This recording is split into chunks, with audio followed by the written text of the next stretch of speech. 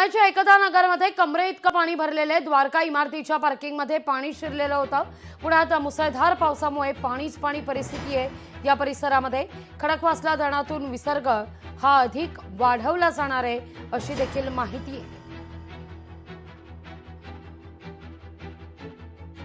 काल दुपारपासून आपण 7 कुटुंब इथून सुरक्षित स्थळी हलवलेली आहेत, कारण त्यातली बहुतांश कुटुंब स्वतःच्या नातेवाईकांकडे गेलेली आहेत आणि 2 ते 3 कुटुंब आपण बॅडमिंटन हॉलला ठेवलेली आहेत।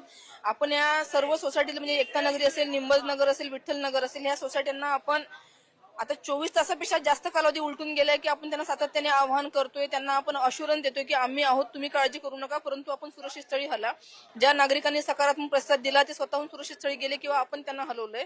परंतु आता इथे आपण सोसायटीचे ही अत्यंत सखल भागातली सोसायटी आहे, तिथे 3 ते 4 फूट पाणी आलेलं आहे।